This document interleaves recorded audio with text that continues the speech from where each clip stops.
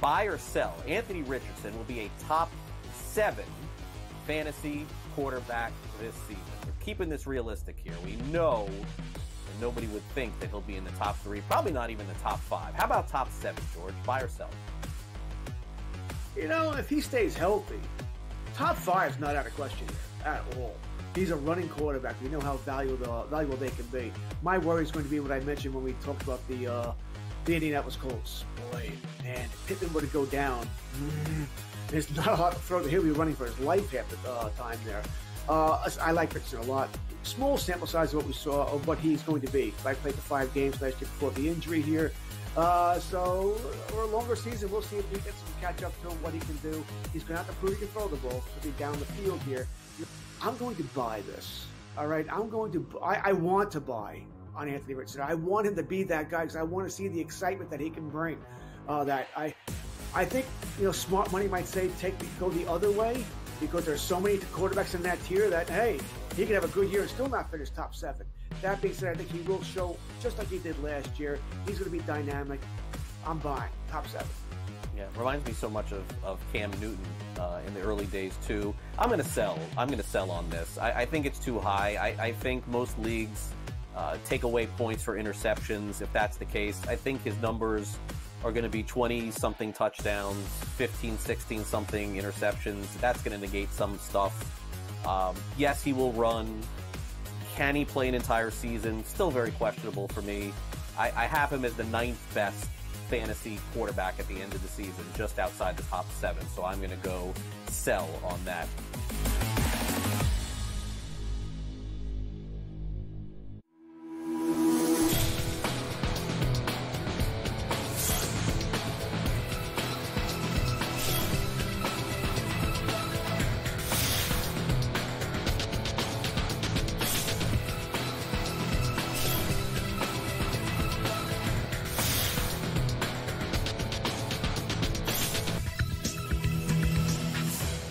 Happy Monday. Welcome to NewsWire here on SportsGrid. I'm Craig Mish back with you. It's a football Monday recapping everything that happened in week 1 of the National Football League. What an incredible Sunday it was to get the ball rolling. And great to be caught up with everything happening here on the show. Vinnie Iyer is going to join us. We'll recap everything that happened in week 1. We'll also discuss the latest in sports betting with Pat Evans from Legal Sports Report. And our SportsGrid insider, Adam Caplan, will be with us here on the show. We got you every Monday through Friday, 11 a.m. to 12 p.m. Eastern. If you are tuning in for the very first time, welcome aboard. If you've been with us, I'm sorry I missed the show here today. My only piece of advice as we get started here is check your water heater once every 10 years. Make sure it's still working. That's the only thing I can say. I don't want to get into it anything further. Let's get started here with the National Football League. What happened before the game may have been a bigger story than what happened during any of the games yesterday. I have to say, it was great to have football back. It was not great to watch a player in the NFL on the ground in handcuffs before the game. Folks, did you see this happen yesterday? It was all over social media. Tyreek Hill of the Miami Dolphins was trying to get into the stadium, may or may not have been doing some reckless driving. He's been cited for that, not arrested, cited for that. He was detained by the police in Miami-Dade for a short period of time. His teammates tried to come to the rescue, but needless to say, this happened actually before the Dolphins took on the Jaguars, folks. Yesterday, Tyreek Hill, by the way, caught a touchdown in this game, but there you can see the clips there of Tyreek Hill on the ground. And again, we're not going to get into the legalese of this. His agent, Drew Rosenhaus, is basically saying we're going to open up an investigation into this. And the Miami Police Department of Miami-Dade released a statement yesterday. The officer who was involved in this is going to have to take a leave of absence. They're saying that they're aware of the recent detainment of Tyreek Hill. I have requested an immediate review of all details surrounding the incident. We're also going to review available body camera footage. That'll tell the story. We will provide updates as further information becomes available. So that's the statement from Miami-Dade. After the game yesterday, in a game Miami won, by the way, had to come back down 14-0, Tyreek Hill talked about exactly what happened afterward, but said he's going to leave a lot of this to everyone else, including his attorneys and people involved in his camp. Right now, so I've been trying to figure that out too. Man.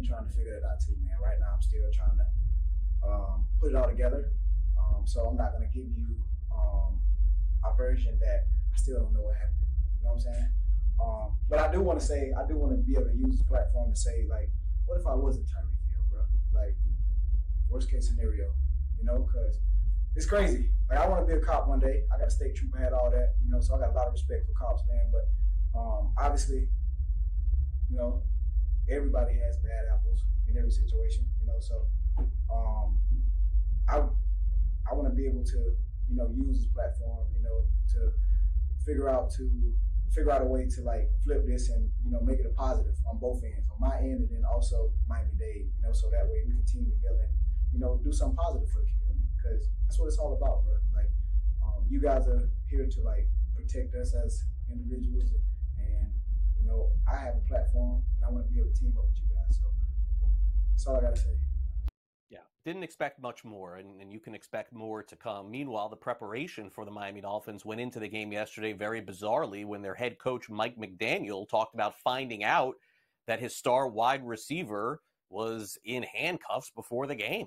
I was preparing to call the game in my normal pregame routine, and I had some teammates come talk to me about what was going on with loose information. It was very gray at the time.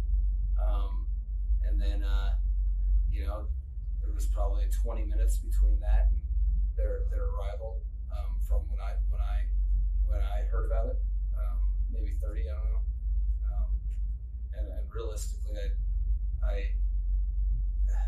I wouldn't think it'd be improper. I don't really know all of the details of it outside of the upsetting portions of worried about teammates and their well-being.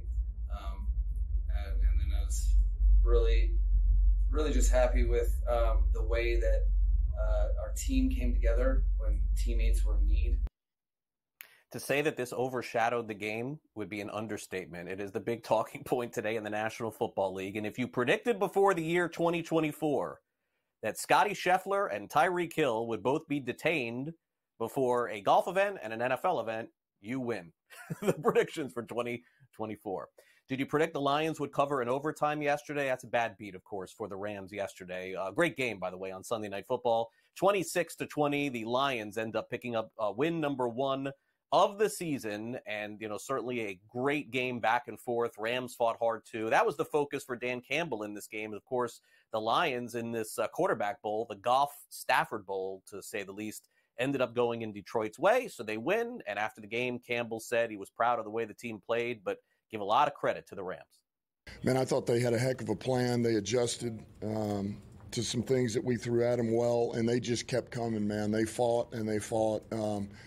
And it was, you know, man, it was, you know, it was a lot of, I respect it. I do. I respect it. And that quarterback, man, Stafford, I thought played lights out, man, and played tough and hit after hit, just kept getting up and making unbelievable throws. So I just give them a lot of credit. They did. They fought now.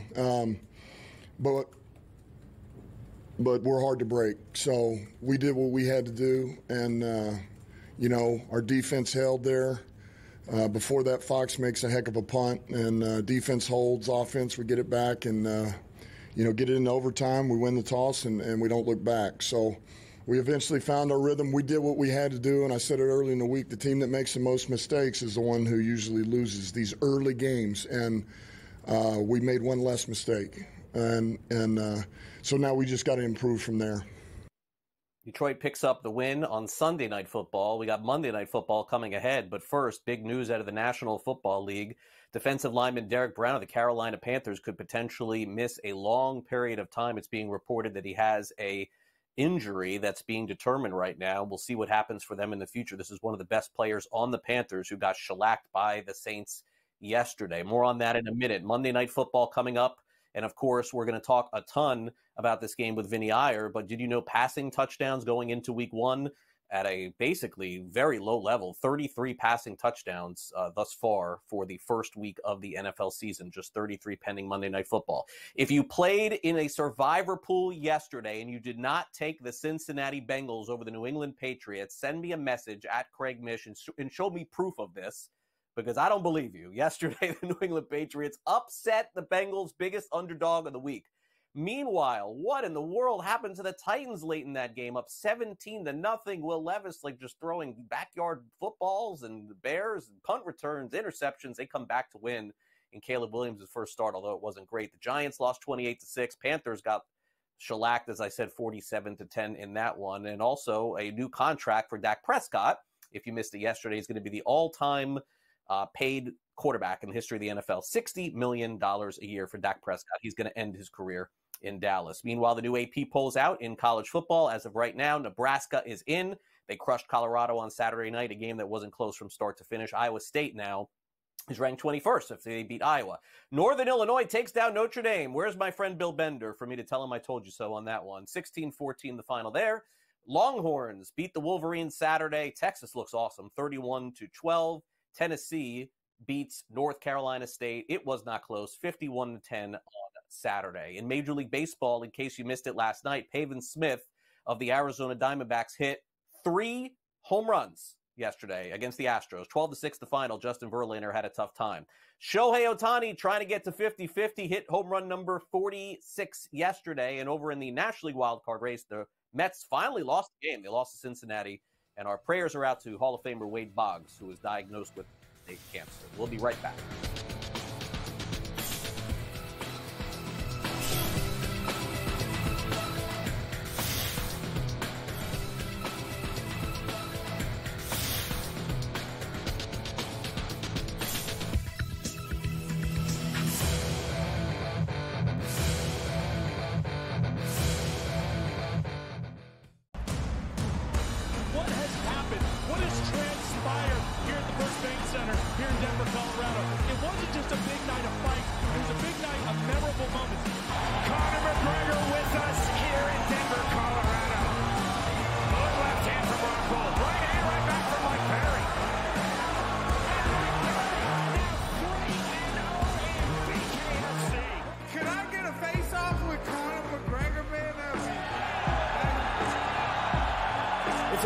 Setup here, incredible matchmaking, incredible storytelling. Oh, you had to come here.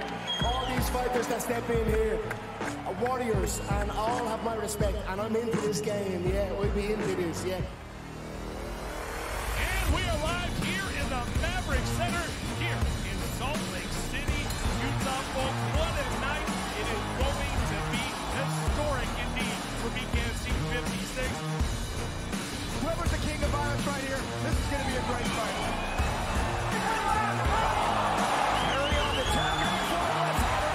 Right hand from my Perry, double jab. Who's the king of violence? I am! Combat fighting in its purest form, bare knuckle fighting in the city of angels. 80 seconds remaining on the clock. We've got the biggest announcement in the BKFC history we're about to make, so let's make that announcement. What's up, Knucklemania? The notorious Conor McGregor here. Ladies and gentlemen, the huge announcement that I have for you today. Conor McGregor, myself, and McGregor Sports and Entertainment is now an owner of Bare Knuckle Fighting Championship. Welcome to the big leagues. David Feldman, baby, we did it. He's now an owner of BKFC with us, and we're going to take this motherfucking thing all the way to the top now.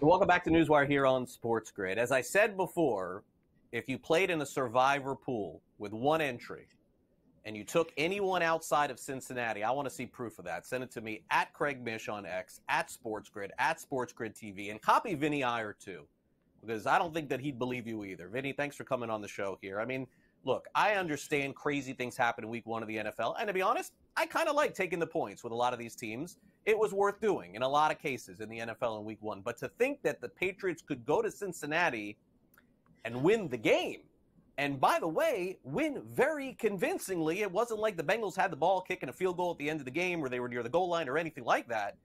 I got to tell you, I want to say it's embarrassing for the Bengals, but I'm going to say great job to the New England Patriots for coming out very prepared to win this game. Yeah, they were definitely prepared on both lines. That's where they kind of dominated the game, offensive line and defensive line. And I don't care what the Bengals said, this distraction with Jamar Chase and T. Higgins and not all being out there together, Joe Burrow coming off an injured end to last season, I think they came out rusty. But this is the case all the time with the Bengals. I mean, Joe Burrow, I believe, is now 1-4 in openers. They're not very good under Zach Taylor in the first 2 games. And now they get the Chiefs in Kansas City in the next game. So it's brutal. I mean, it's potentially digging themselves out of an 0-2 hole now that they didn't expect in a game against, quite frankly, what everyone has pegged as the worst team in the NFL. So I think we know that the Panthers are now that team, but the Patriots, credit to them. And a good matchup this week against Seattle, who was impressive in Denver or beating Denver this week. So I'm excited for that game. 2 1-0 surprise teams to start the season with rookie coaches there in Gerard Mayo and Mike McDonald. Yeah, I'm probably going to pivot the contrarian side on both those games this week, Vinny, because, again, if I've learned anything in week 1 of the NFL is ignore it. My guess is I'll probably end up taking Seattle, and I'll probably end up taking Cincinnati with as many points as they're going to give me against Kansas City this week, because I got to tell you, Vinny, I want to give credit to the Patriots, but here is where I'm certainly not a believer. I don't believe the Patriots in any other game this season, Vinny, call me crazy, are going to rush for 170 yards in an NFL game. I just don't think it's going to happen. Credit to them. They had the right game plan. This is the only way they're going to win games in the NFL. But, Vinny, 170 yards, the Bengals should be embarrassed. Yeah, I mean, that's the only path to victory, as you mentioned. I mean, they're going to run the ball a lot. I mean, their leading receivers are Austin Hooper and Hunter Henry at tight end. They're telling you that we're going to put these guys in line and try to run down your throat. That's the only way we can win games. And they know that with defense in the running game. Now, that's what was atrocious about the Bengals. They just weren't prepared for that. And I think clearly they were out of sync offensively. All these times missed in practice, and Joe Burrow needed to get on page with his receivers, and then the mysterious absence of Jamar Chase late, and then T. Higgins not playing. That told you that the Bengals were not prepared to play. And if we had all that information going in, they were not the lock. I had the Bills as the lock this week. Luckily, they were able to escape late in that one. Yeah, but they did not cover that spread in that game. The Saints covered in the first 5 minutes of their game against the Carolina Panthers. And there were really a lot of people in the industry, Vinny, you consider the smart guys saying that Carolina, may have been a good pick, but man, this is where I don't know that I can go contrarian with them until I see something. I may just stay away from their games because they're going to be getting so many points every week, but they literally showed nothing against New Orleans. And I know the Saints at home is just something you don't want to mess with, Vinny. I think that we sometimes forget about that in that dome. They usually play awesome. Credit to them. They played awesome. But this was the only game of the weekend. Maybe the Giants also were. Yeah, I don't know. Giants kind of felt like they were in it, like in the second quarter. I felt like this game was over when they flipped the coin. Yeah, and look, the Panthers took a lot of defensive hits in the offseason. We knew that was going to be the problem. We thought they were going to have slightly improved offense. Well, I think they just got too far behind where they couldn't settle into any kind of offensive plan here for Dave Canales in his debut. So it was rough. I mean, Dennis Allen's also feeling the heat with his job. Derek Carr has been feeling it all offseason long since they drafted Spencer Rattler. Everyone wants this team to perform. So I think a little chip on their shoulder for the defense with Allen and Carr really kind of prompted this result. So we'll see what happens going forward with the Saints. They do have a tough matchup this week against the Cowboys, so all those vibes could go away quickly.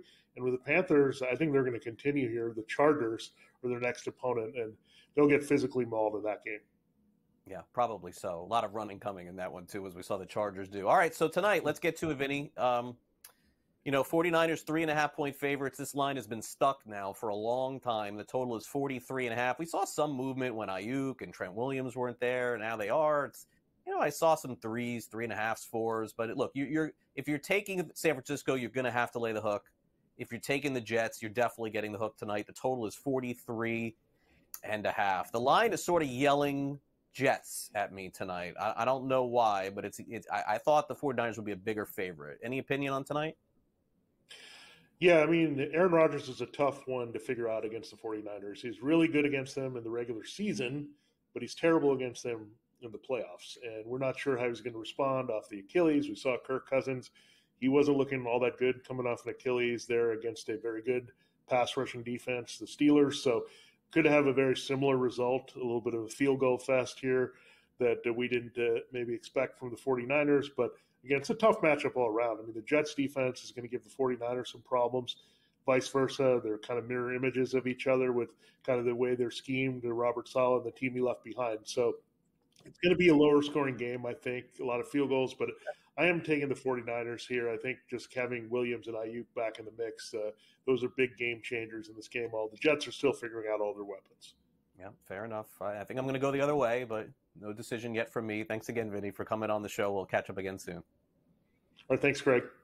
All right, Vinnie Iyer with us. Breaking news. The Miami Herald is reporting this morning that body cam footage have led police director in Miami-Dade County to reassign the officer in the Tyreek Hill investigation. So that is coming in right now from the Miami Herald. We'll update that story as we go, but naturally a story that is not over by any stretch as of now. Coming up next is time for the SportsGrid Sound Off. We'll dive into the latest from Jim Harbaugh, the Los Angeles Chargers.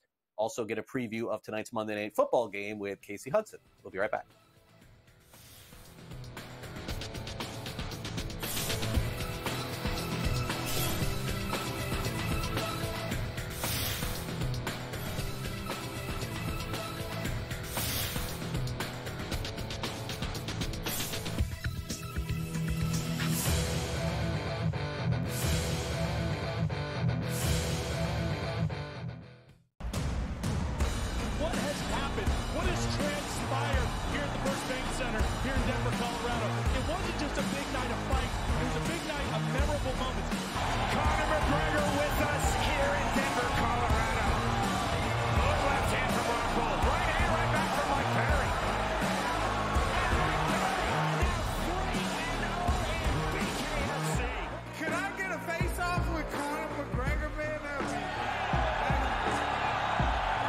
It's an incredible setup here, incredible matchmaking, incredible storytelling. Oh, you had to come here. All these fighters that step in here are warriors, and all have my respect. And I'm into this game, yeah. We'll be into this, yeah. And we are live here in the Maverick Center, here in Salt Lake City, Utah, folks. What a night it is going to be.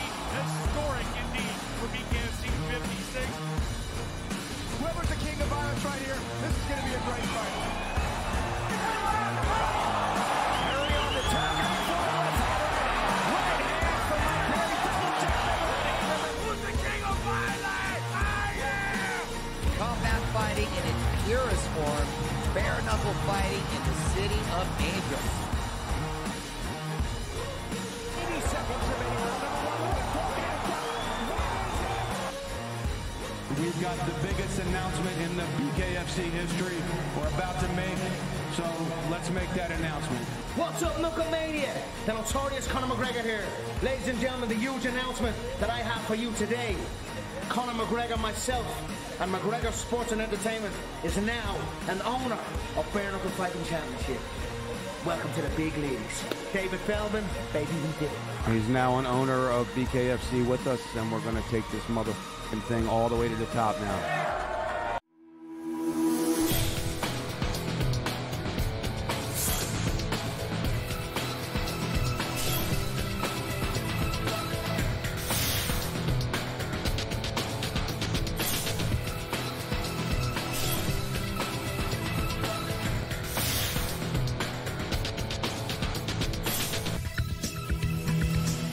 Welcome back to NewsWire here on SportsGrid. Let's get back to a little National Football League action. And, of course, we're going to cover everything from the Chargers to Monday Night Football and a little college football rivalry brewing even more. It's time now for the SportsGrid Sound Off.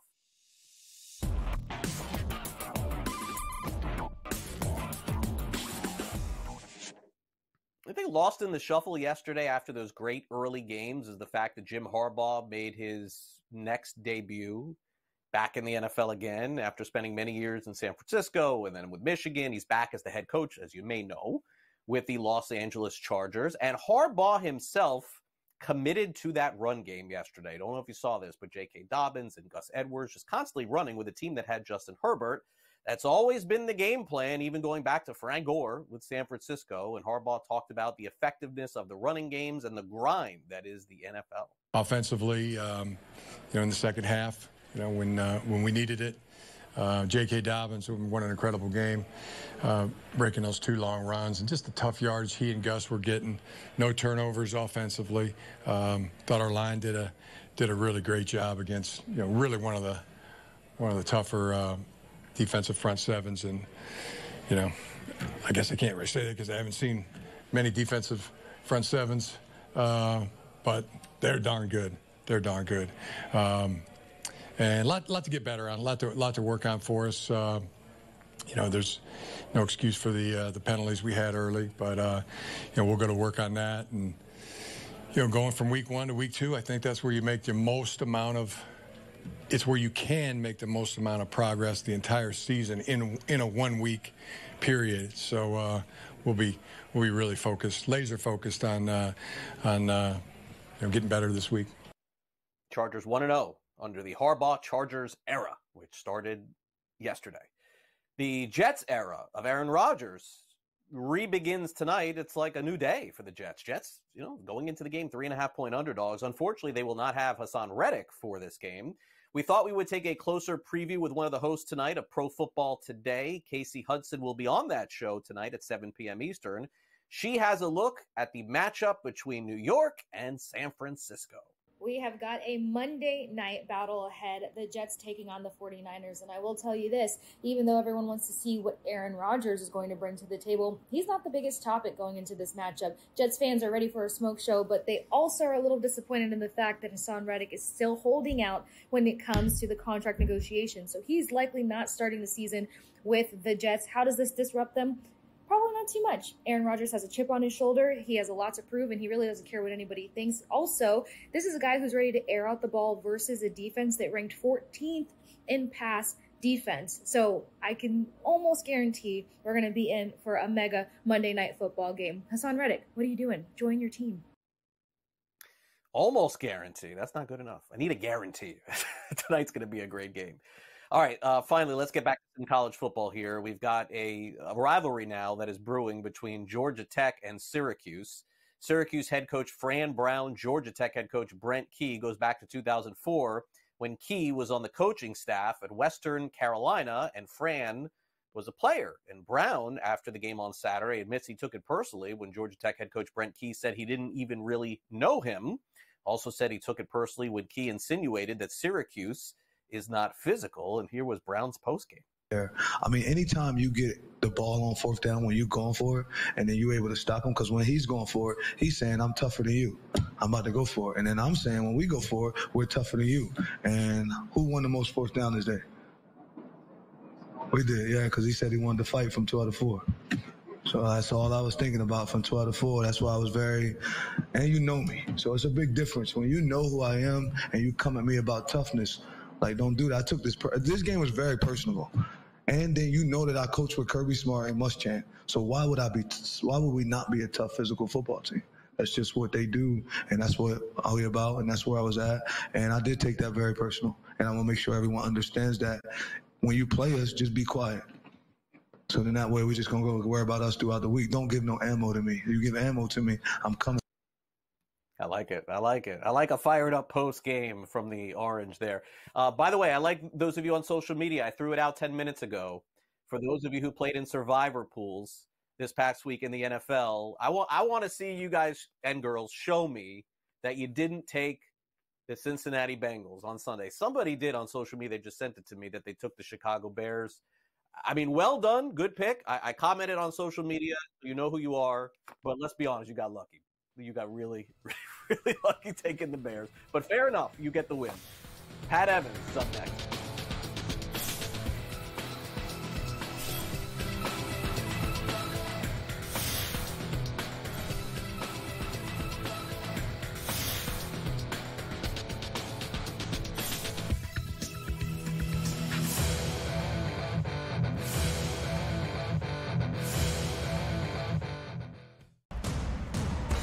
what has happened, what has transpired here at the First Bank Center here in Denver, Colorado. It wasn't just a big night of fight, it was a big night of memorable moments. Conor McGregor with us here in Denver, Colorado. Good left hand from Rockhold. Right hand right back from Mike Perry.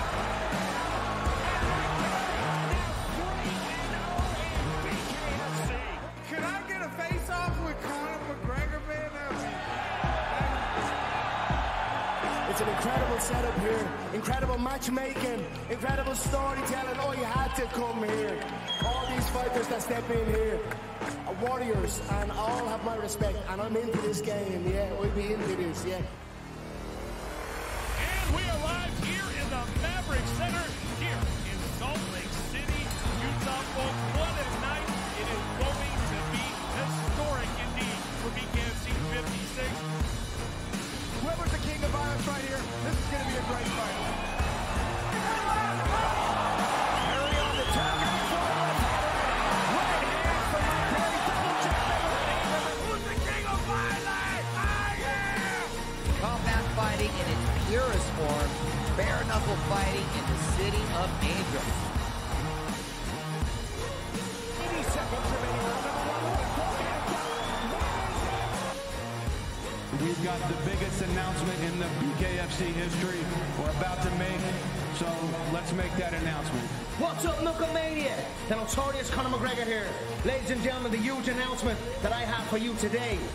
Conor McGregor, myself, and McGregor Sports and Entertainment is now an owner of Bare Knuckle Fighting Championship. Welcome to the big leagues. David Feldman, baby, we did it. He's now an owner of BKFC with us, and we're going to take this motherfucking thing all the way to the top now.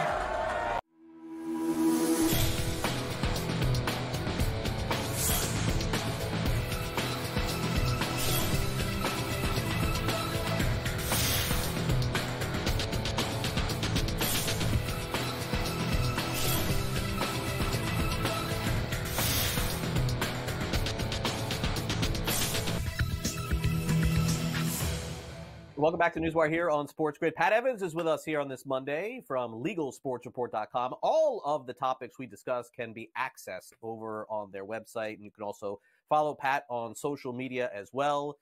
Pat, fun weekend for the NFL and for college football. Congrats to your Spartans.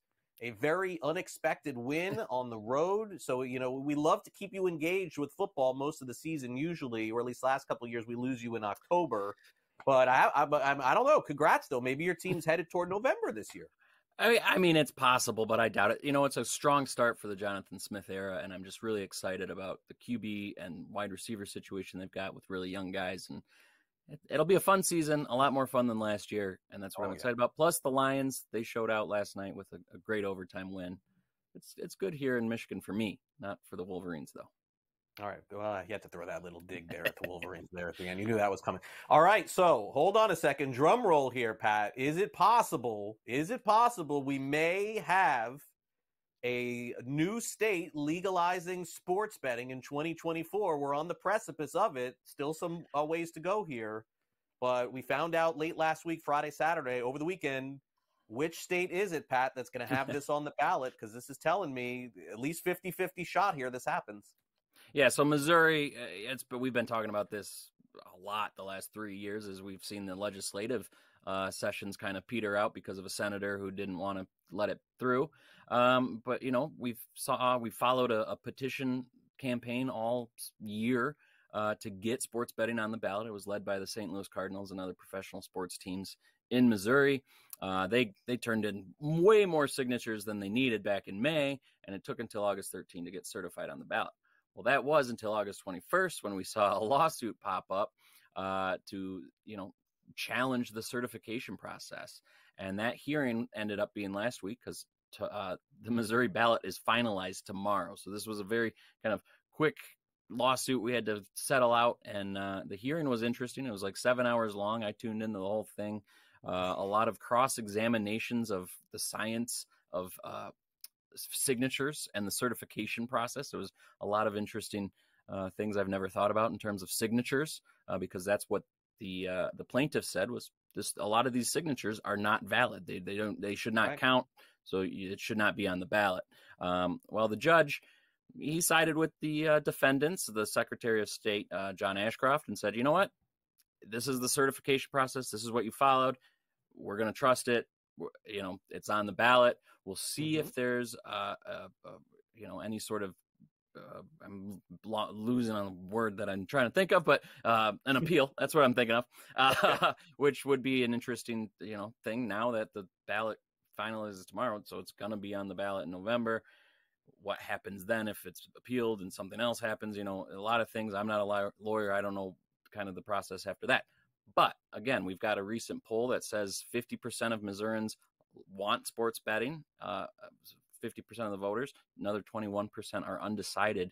And the professor who was kind of attached to that poll at St. Louis University said this ballot question has a very good chance of passing.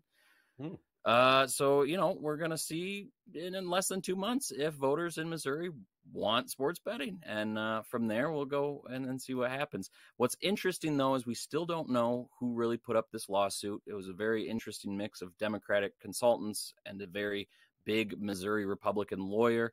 On the witness stand, the lead plaintiff, Jacqueline Wood, said her ballot question pop up, which, who knows what that does. But it's going to be a fun 2 months to see if it does finally cross the road and cross the finish line in Missouri.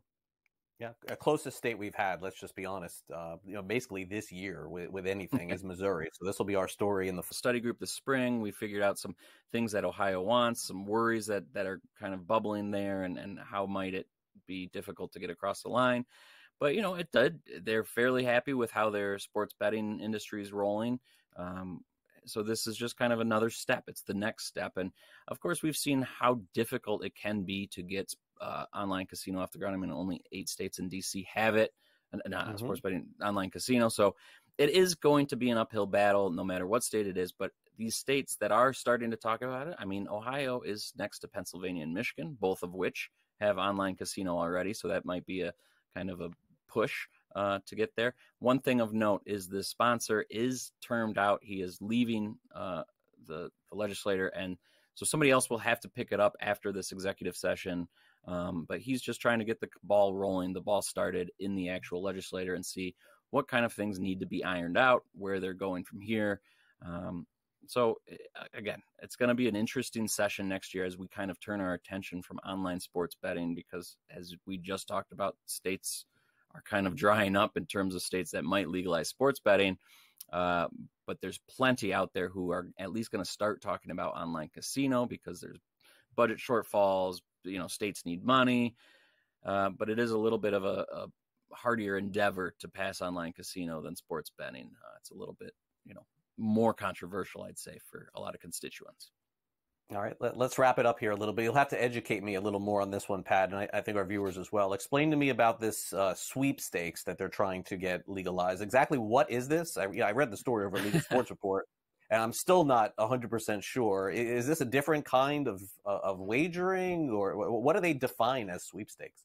So these sweepstakes companies, they just started a kind of coalition, 11 of these companies, to advocate for themselves. We're starting to see some pushback against them. They're these gray market operators. They've found loopholes in regulations that allow them to kind of operate as online casinos, but it's not real money.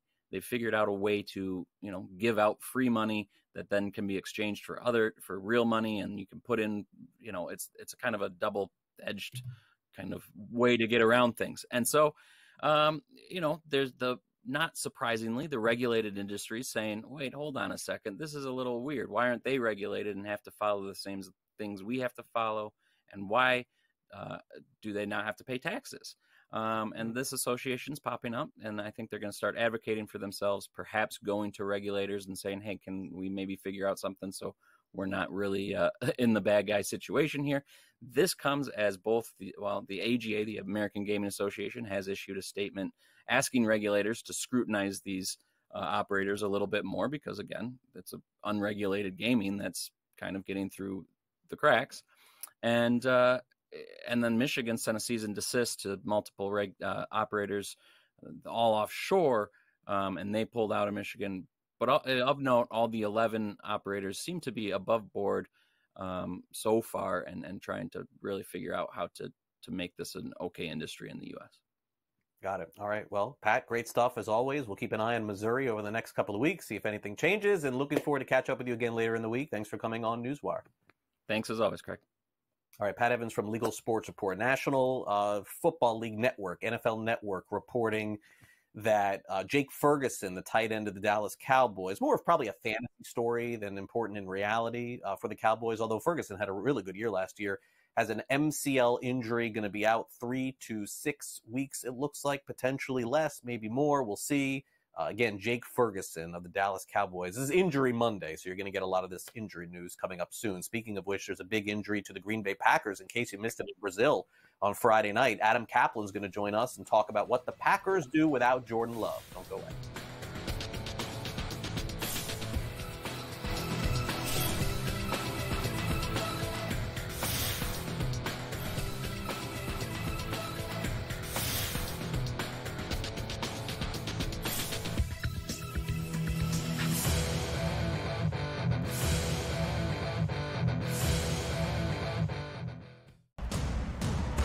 What has happened? What has transpired here at the First Bank Center here in Denver, Colorado? It wasn't just a big night of fights. It was a big night of memorable moments. Conor McGregor with us here in Denver, Colorado. Good left hand from Rockhold. Right hand right back from Mike Perry.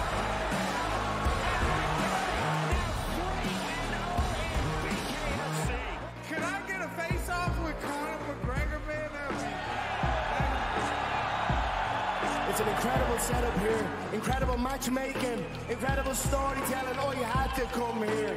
All these fighters that step in here are warriors, and all have my respect. And I'm into this game, yeah. We'll be into this, yeah. And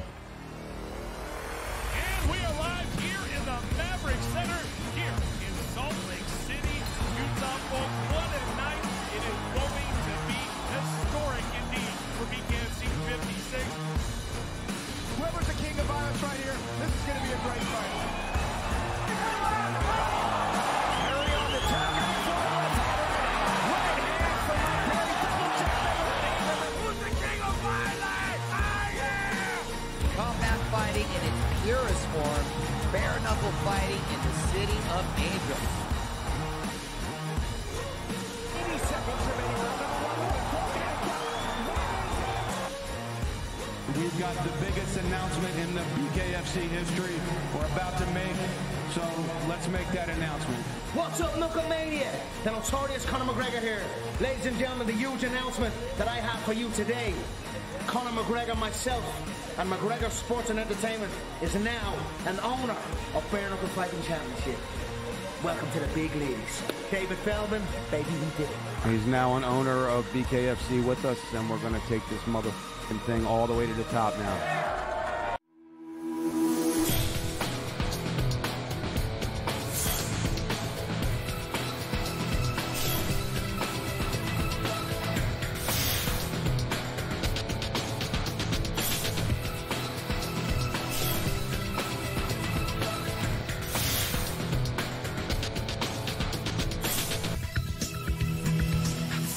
Welcome back to NewsWire here on SportsGrid. Adam Caplan is with us, our SportsGrid insider. Boy, the NFL delivered Thursday night. Thursday night, Friday night. The early window Sunday was as good as it gets. Every game except two coming right down to the wire. The later games, not so great. Night game again was awesome. And I think that that's probably a good place to start, Adam, before we get into everything that happened with the Packers. We'll dive into it. But the NFL couldn't have asked for a better start, I think, to their first 3 days of football. It was really all around incredibly fun. It was. Look, not every game's going to be great, but the primetime games, I mean, went down to the wire, no question about it. With Isaiah Likely's foot, was it going to get in or not? Then you had the Jordan Love injury, which we'll discuss. That was a knockdown, drag-out fight. That game had tremendous urgency for a regular season game, and those two teams, of course, the Eagles and the Packers, on the same conference. And then you had last night's game where the Rams had a courageous performance. All sorts of injuries on offense. Their offensive line had major problems with guys leaving the game. They were down 3 starters. They almost pulled that game out. We know it went down to the wire there. So you're right. You're absolutely right. It was a really good week one.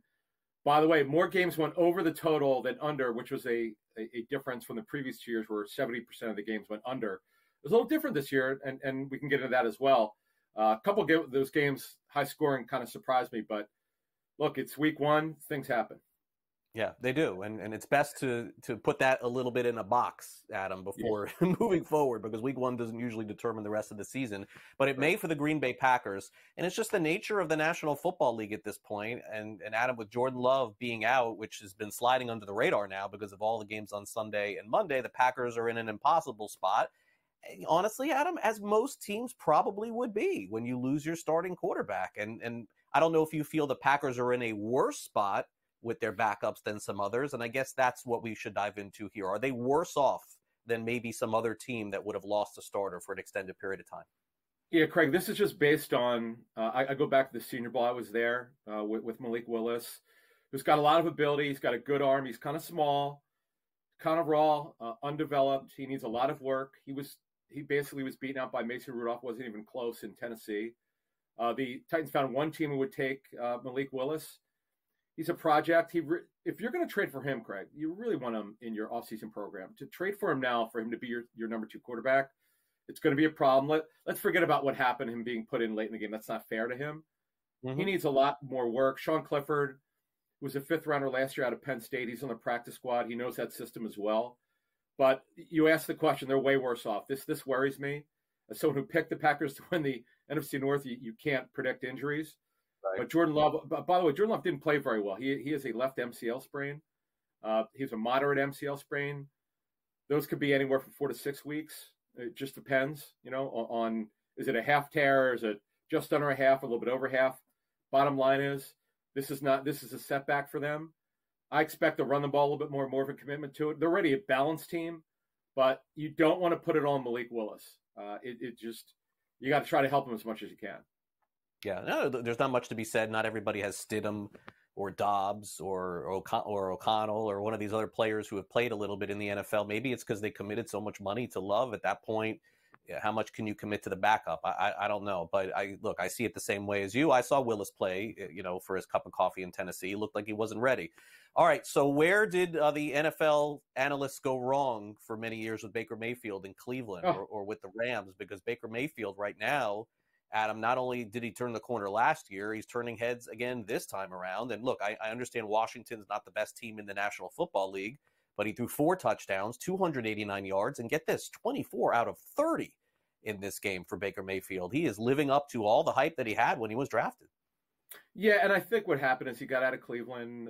He needed to leave. He kind of bounced around a little bit. Didn't work out for him in Carolina, but man, it has been a great story. You could call it whatever you want, redemption, whatever it is, of improvement. He's been a great story. And yesterday in that game, the Bucs hosting Washington, where they handled the Commanders very well. Protection was great. He delivered the ball. He's got a good receiver core. I like that kid McMillan, who's a rookie draftee. He did a good job. He had a big play yesterday. But the story of that game was their protection. Baker Mayfield, like all quarterbacks, needs protection, and he did a great job. Once he was protected, he delivered. Bringing back Mike Evans, they got his contract straightened out. Chris Godwin, by the way, who's probably going to play more inside than outside this season.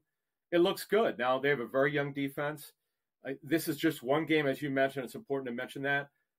They had an opponent with a new offensive scheme, a new defensive scheme. Everything's changing. They took advantage of it. They got to play the Eagles coming up. That'll be hard in a couple weeks here. But the bottom line is that's a great win. And by the way, I did pick the Bucs to win that NFC South. It's not going to be easy. Atlanta had a very bad game yesterday, which was kind of hard to believe. They didn't show up for that game at home, their home opener. They looked bad. But when you really look at it, that division's up for the taking there. And I'm going to pick the Bucs to win it for the 4th straight time.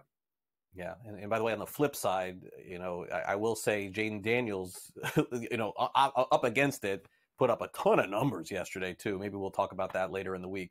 And now Cleveland would love to have Jaden Daniels. They'd love to take back everything that they did with Deshaun Watson. I don't understand how a player can fall off this badly. I guess I can understand because it happened to Russell Wilson. It looks like it's happening to Deshaun Watson, although Watson much younger and a lot less accomplished than Russell Wilson. So what are the Browns going to do? I hear all this stuff about dead cap, and honestly, Adam, I find that nonsense. Every team gets out of these cap situations. They always find a way to do it. We hear that they won't, and then they do. Osweiler, Russell Wilson, everyone else, they figure it out. But I guess the question is, will they move on from Watson sooner than we thought? They got to give him time to get right here. Remember, he was hurt last year. He hasn't played good football since 2020. They've got 2 years of fully guaranteed money past this season. Jameis Winston was brought back. They should have brought back Joe Flacco, but that's a conversation for another time. But Jameis Winston's there. He's a quality backup. They're committed to Watson. It would have to take something astronomically bad. Like mid-season, if they're 2-7, and it's clearly on him, that's a different story. But right now, it's only one game, but he did not look good. By the way, both offensive tackles were out yesterday. That was a problem. That's true. Yeah, no, it's true. And certainly we'll give Watson the benefit of the doubt again going into this week. All right, Adam, great stuff as always. Great insight. We'll talk again soon. Thanks for coming on. Sounds good. Thanks. All right, Adam Caplan with us, our SportsGrid insider. Coming up next is the sound off. Speaking of Russell Wilson, what was he up to yesterday without playing in the game?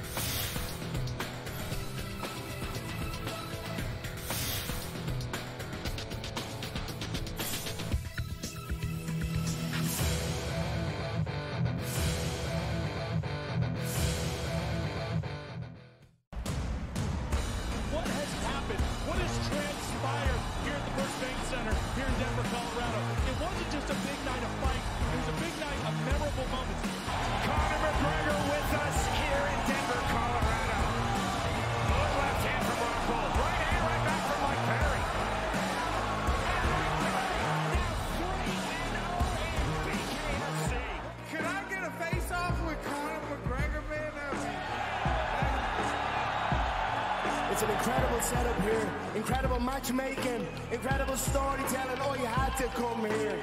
All these fighters that step in here are warriors, and all have my respect. And I'm into this game, yeah. We'll be into this, yeah. And we are live here in the Maverick Center here in Salt Lake City, Utah, folks. What a night. It is going to be historic indeed for BKFC 56.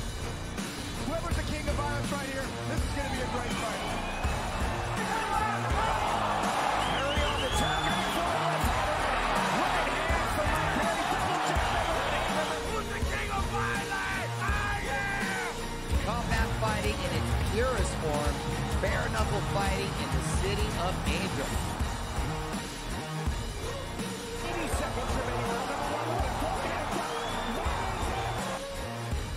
We've got the biggest announcement in the BKFC history we're about to make, so let's make that announcement. What's up, Knucklemania? The notorious Conor McGregor here. Ladies and gentlemen, the huge announcement that I have for you today. Conor McGregor, myself, and McGregor Sports and Entertainment is now an owner of Bare Knuckle Fighting Championship. Welcome to the big leagues. David Feldman, baby, we did it. He's now an owner of BKFC with us, and we're going to take this thing all the way to the top now.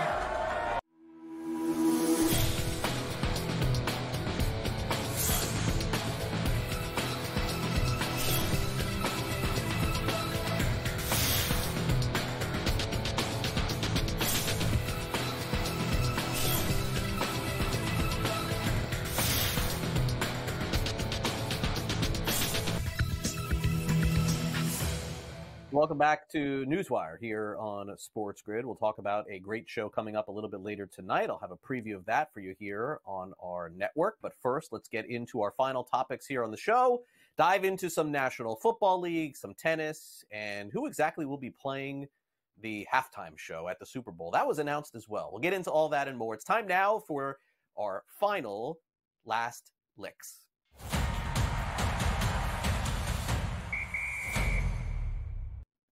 Well, the Pittsburgh Steelers picked up a very big win, very impressive, kicking 6 field goals on the road in Atlanta to get their first win of the season. It was not Russell Wilson leading the team to victory. It was Justin Fields. In case you missed it yesterday, Fields was named the starter because Wilson had a bad hamstring, which has caused him to miss some time in the preseason as well.